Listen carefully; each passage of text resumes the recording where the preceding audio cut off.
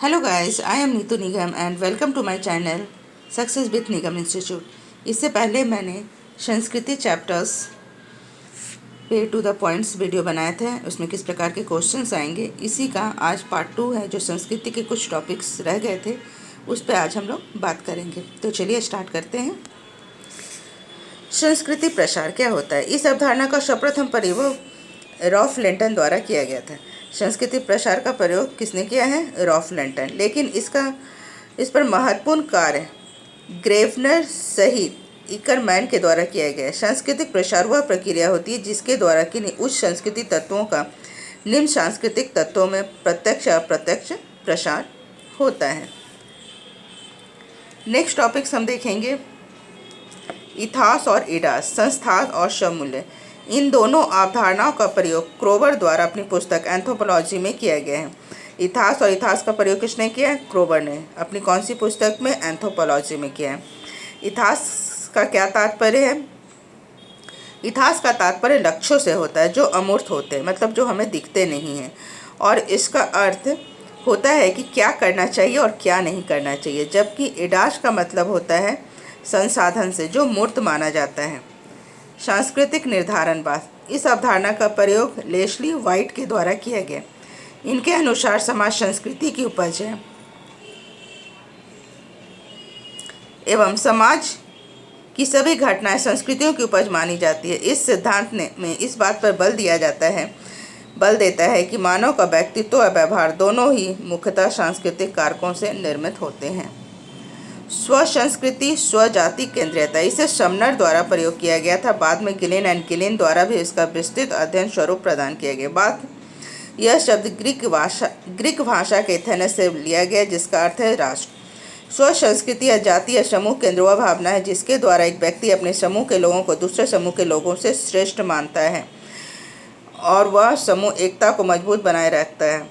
जब यह भावना चरम पर होती है तो उग्र राष्ट्रवाद का जन्म होता है। गैर संस्कृति जाति या समूह केंद्रीयता, अपनी संस्कृति को हे दृष्टि से देखना, दूसरी संस्कृतियों को उच्च मानना ही गैर जाति समूह केंद्रीयता कहलाता है। विदेशी केंद्रीयता, इसमें एक व्यक्ति का समूह विदेशियों के खान पान रहन सहन और संस्कृतियों को उच्च मानता है।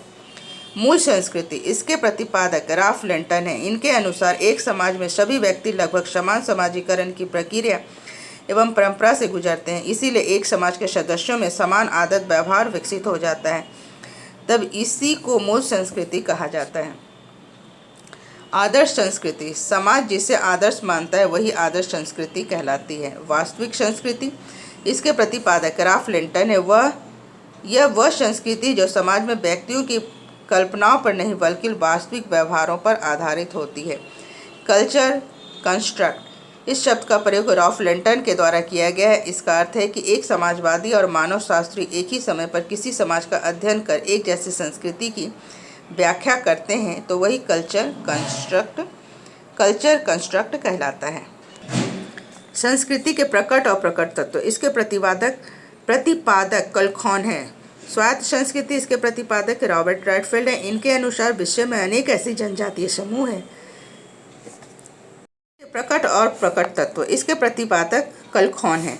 स्वायत्त संस्कृति, इसके प्रतिपादक रॉबर्ट रेडफील्ड है। इनके अनुसार विश्व में अनेक ऐसे जनजातीय समुदाय हैं जिनका बाहरी दुनिया से संपर्क नहीं हो पाया, इसीलिए ये आत्मनिर्भर तथा अन्य लोगों से अप्रभावित है, जैसे अंडमान द्वीप समूह की जनजातियाँ। संस्कृति चरम बिंदु, इसके प्रतिपादक क्रोबर है। किसी संस्कृति के सर्वाधिक लक्षण जिस स्थान पर पाए जाते हैं, क्रोबर ने उसे सांस्कृतिक चरम बिंदु कहा है। जीवन प्रकार की अवधारणा, इसके प्रतिपादक रेडफील्ड है। यह एक समाज के लोगों को एक जैसी संस्कृति होने के बावजूद उनकी जीवन एक शैली जैसी होती है। मैकआइवर एंड पेज ने सांस्कृतिक विलंबना के स्थान पर प्रौद्योगिकी तकनीकी विलंबना का प्रयोग किया। यह क्वेश्चन कई बार पूछा जा चुका है कि सांस्कृतिक विलंबना के स्थान पर प्रौद्योगिकी विलंबना का प्रयोग किसने किया है? तो मैकआइवर एंड पेज ने कहा है। नेक्स्ट हम देखेंगे सांस्कृतिक सिद्धांत के विचारक कौन कौन से रहे।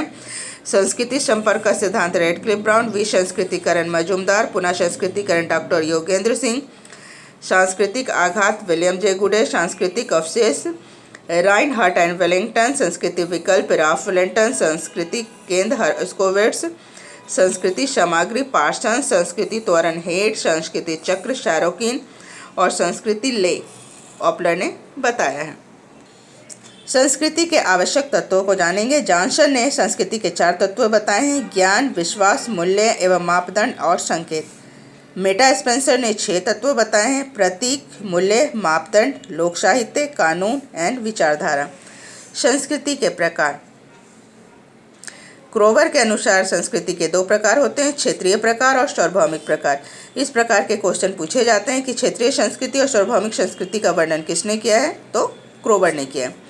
उसी प्रकार विचार, व्यवहार, आदर्श, नियम और भौतिक पदार्थ, ये 3 संस्कृति के प्रकार किसने बताए हैं, तो वेरस्टीड ने बताए हैं। क्लोवर्ड एंड ओल्ही ने 3 प्रकार बताए हैं: अपराधी उपसंस्कृति, संघर्ष उपसंस्कृति, पिछड़ी उपसंस्कृति। संस्कृति विकास के सार या चरण। मॉर्गन ने 3 स्तर बताए हैं: जंगली और सभ्य अवस्था, जिसमें आग जलाना और तीर धनुष किया जाता था; बब्बर अवस्था, बर्तन मांजना, कृषि, लोहे का औजार; सभ्य अवस्था, लेखन और कलम।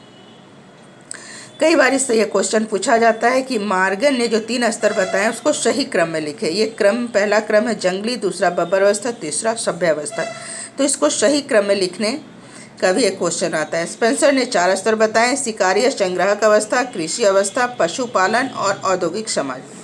FC दुबे ने 6 स्तर बताए हैं: आदि पाषाण काल, पूरा पाषाण काल, नव पाषाण, ताम्र पाषाण, कांस्य पाषाण काल एंड लौह पाषाण काल। अब हम देखेंगे संस्कृति संबंधी सिद्धांत। प्रसारवादी सिद्धांत, इसके प्रतिपादक राल्फ लिंटन है। प्रकारवादी सिद्धांत, इस सिद्धांत के जनक मैलिनोवस्की एंड रेडक्लिफ ब्राउन है। तो प्रकारवादी सिद्धांत के जनक कौन है? मैलिनोवस्की एंड रेडक्लिफ ब्राउन। इस सिद्धांत के अनुसार इनका कहना है कि एक मनुष्य जिस तरह विभिन्न अंगों का होना आवश्यक है, एक मनुष्य में जिस तरह विभिन्न अंगों का होना आवश्यक है, उसी प्रकार समाज के लिए भी विभिन्न अंगों का होना आवश्यक है। किसका कहना है? प्रकारवादी सिद्धांत का कहना है। अब हम देखेंगे विकासवादी सिद्धांत, जिसको क्लासिकल रेखीय सिद्धांत भी कहते हैं। विकासवादी सिद्धांत को क्या कहते हैं? क्लासिकल और रेखीय सिद्धांत। क्वेश्चन इससे बनता है कि रेखीय सिद्धांत का दूसरा नाम क्या है? तो विकासवादी सिद्धांत। इसके समर्थक, विकासवादी सिद्धांत के समर्थक कौन कौन से हैं? मॉर्गन, फ्रेजर, टायलर, हेनरीमैन, मैक्लेनन और स्पेंसर।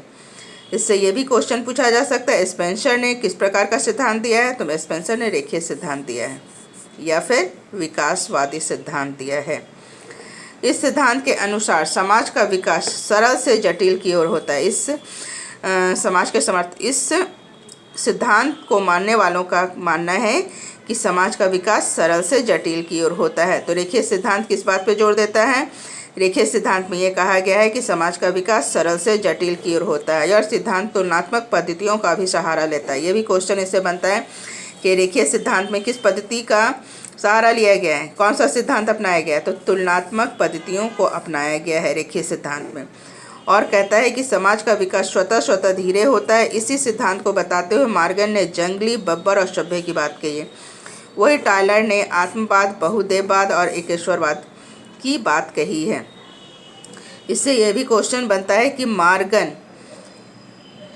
के जो 3 स्तर बताए हैं उसको सही क्रम में लिखे, या फिर टायलर द्वारा बताए गए कौन कौन से स्तर हैं इसको सही क्रम में लिखे।